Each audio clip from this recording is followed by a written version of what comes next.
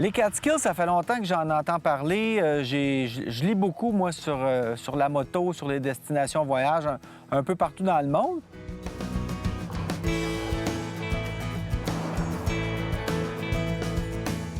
Mais aux États-Unis, il y a vraiment de tout pour tous les goûts pour la moto. J'ai fait quand même pas mal d'États américains et il y a beaucoup de parcs nationaux.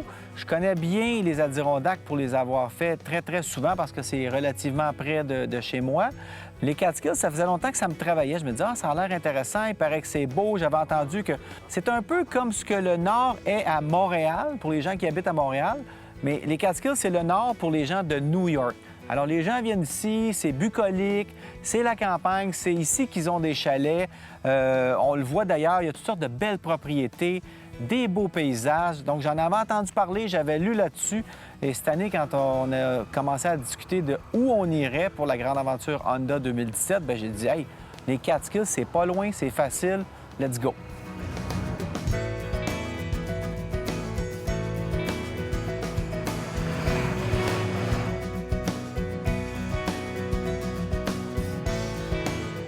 Les Catskills, la seule raison pour laquelle je connaissais ça, c'est que c'est Éric, l'année passée, qui a commencé à me parler des Catskills comme une belle destination, justement pour venir faire ce qu'on fait là.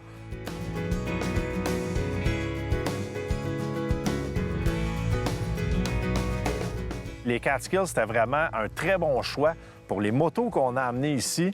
Et je connaissais pas ça vraiment aucunement. En fait, je me trouvais quasiment niaiseux quand Éric m'en a parlé parce que je me disais que pourquoi est-ce que c'est si près que ça et qu'on n'en entend pas parler.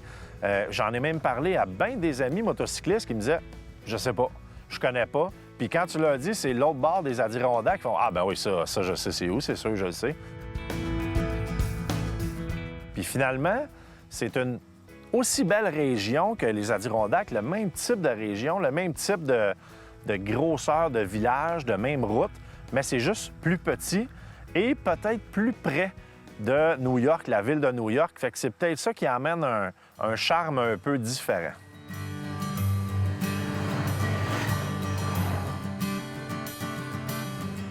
On se promenait sur la route, puis à un moment donné, Ken était en avant et je le vois arrêter et il dit on revire d'abord. Parfait, OK, on va où? Il avait spoté un petit kiosque de fruits et légumes. On en voit chez nous, puis j'arrête jamais. On veut faire des provisions pour le camping pour les prochains 2-3 jours. On s'en vient s'acheter des bons légumes frais directement de chez la petite madame qui a ça dans son jardin. Là, ça peut pas être bien plus frais que ça.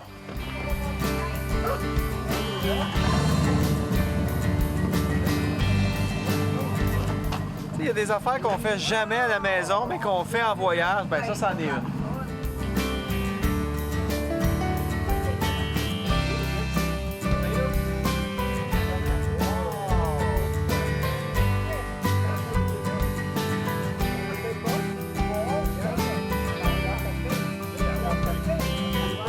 Quand tu arrêtes chez l'habitant, l'habitante, en l'occurrence dans ce cas-ci, c'est une expérience humaine aussi.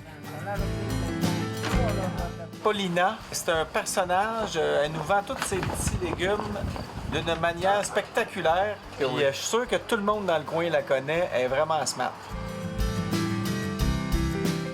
La petite madame, c'était vraiment une madame d'un âge avancé. Elle est très, très drôle. Ça nous a pris un peu de temps à savoir c'était quoi son accent. Finalement, elle venait de la Yougoslavie. Elle est partie de là quand il y avait de la guerre. Elle est venue s'installer ici. Il fallait quasiment insister pour y payer le plein montant. Elle nous a trouvés bien sympathiques. Donc, c'est ça que j'aime de la moto. Ça me fait faire des choses que je fais pas en voiture. Ça me fait voyager dans des coins où j'irais peut-être pas en voiture. Puis ça me fait surtout faire des rencontres que je ferais certainement pas en voiture parce que mon attitude est différente quand je voyage en moto. Je veux découvrir, je veux goûter, je veux parler aux gens. Et avec Paulina, ça a été super le fun.